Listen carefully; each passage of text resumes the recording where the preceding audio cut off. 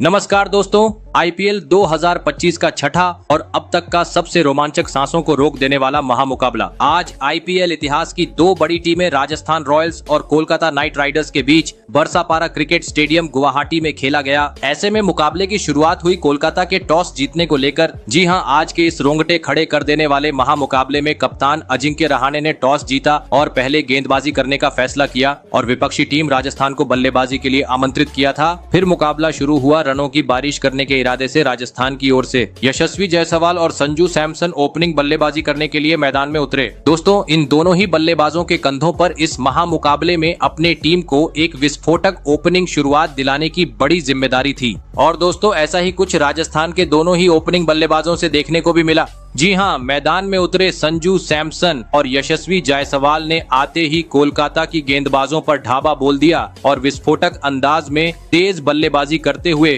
Team का score board आगे बढ़ाना शुरू कर दिया और पहले 3 ओवर में ही टीम को 26 रनों तक पहुंचा दिया। लेकिन दोस्तों, मैच का चौथा ओवर लेकर आए कोलकाता के तूफानी गेंदबाज वैभव अरोड़ा ने राजस्थान की इस ओपनिंग जोड़ी को यही तोड़ दिया और ओवर की 5वीं गेंद पर संजू सैमसन को एक तेज यॉर्कर के साथ सीधा क्लीन बोल्ड करते हुए राजस्थान को पहला झटका दे दिया। आपको बता दें, संजू सैमसन 13 रन बनाकर आउट हुए। ऐसे में जल्दी ही पहला झटका लग जाने के बाद अब राजस्थान की ओर से मैदान में उतरे कप्तान रियान पराग और आते ही उन्होंने एक आसमानी छक्का जड़ते हुए अपने पारी का आगाज कर दिया। वहीं इसके बाद पावर प्ले का अंतिम ओवर भी यशस्वी जायसवाल और रियान पराग ने 2 गगनचुंबी छक्के जड़ते हुए राजस्थान के हित में किया और 6 ओवर का खेल खत्म होने तक टीम को 54 रनों तक पहुंचा दिया। दोस्तों, पावर प्ले में राजस्थान को जिस शुरुआत की जरूरत थी वह रियान पराग और जायसवाल के धमाकेदार बल्लेबाजी के चलते अब टीम को मिल चुकी थी। लेकिन अब कोलकाता के सामने बड़ा लक्ष्य खड़ा करना था, तो अब इन दोनों ही खिलाड़ियों को पावर प्ले के बाद भी इसी रन गति से बल्लेबाजी करते हुए टीम का स्कोर आगे बढ़ाना जरूरी था।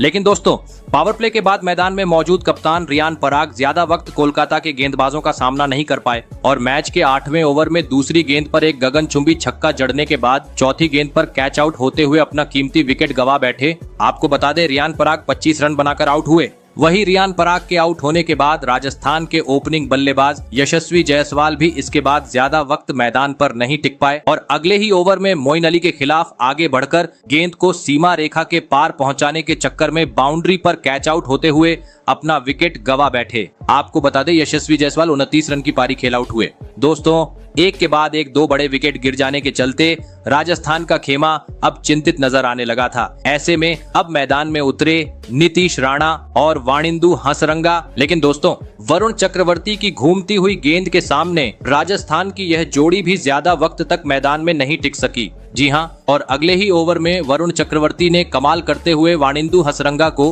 कप्तान अजिंक्य रहाणे के हाथों कैच आउट करवाते हुए राजस्थान की मुश्किलें और बढ़ा दी। आपको बता दें, वाणिंदु हसरंगा 4 रन बनाकर आउट हुए।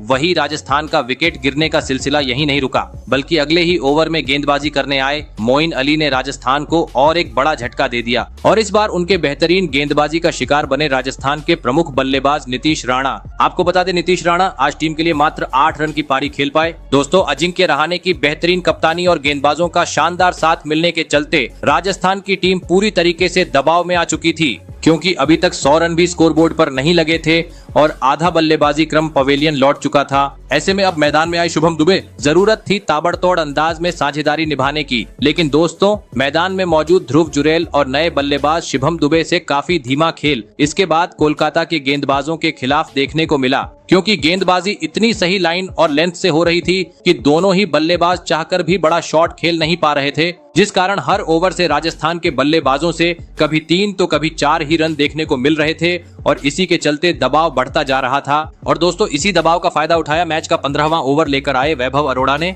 जिन्होंने ओवर की अंतिम गेंद पर शुभम दुबे को आंद्रे रसेल के हाथों कैच आउट करवाते हुए राजस्थान के टीम पर दबाव और बढ़ा दिया। आपको बता दें, शुभम दुबे 9 रन बनाकर आउट हुए। दोस्तों, राजस्थान की स्थिति अब बद से बदतर होती जा रही थी, क्योंकि अब मात्र अंतिम 4 ओवर का खेल बाकी था। मैदान में उतरे विस्फोटक बल्लेबाज सिमरन हेटमायर कोलकाता के सामने सम्मानजनक लक्ष्य तक पहुंचना था, तो अब मैदान में मौजूद ध्रुव जुरैल और हिटमायर को ताबड़तोड़ अंदाज में बल्लेबाजी करने की जरूरत थी। परंतु दोस्तों, कोलकाता की घातक गेंदबाजी के सामने अंतिम ओवरों में भी राजस्थान का धीमा खेल जारी था और इसी बीच मैच के 19वें ओवर में गेंदबाजी करने आए हर्षित राणा ने ध्रुव जुरैल का भी क्लीन बोल्ड करते हुए पत्ता साफ कर दिया। आपको बता दें, ध्रुव जुरैल 33 रन की पारी खेल आउट हुए। वहीं इसी ओवर की अंतिम गेंद पर हर्षित राणा ने विस्फोटक बल्लेबाज हिटमायर को भी 7 रन के निजी स्कोर पर पवेलियन का रास्ता दिखा दिया, जिस कारण लगने लगा राजस्थान कोलकाता के सामने 150 रन का लक्ष्य भी खड़ा करने में सफल नहीं हो पाएंगी। लेकिन दोस्तों,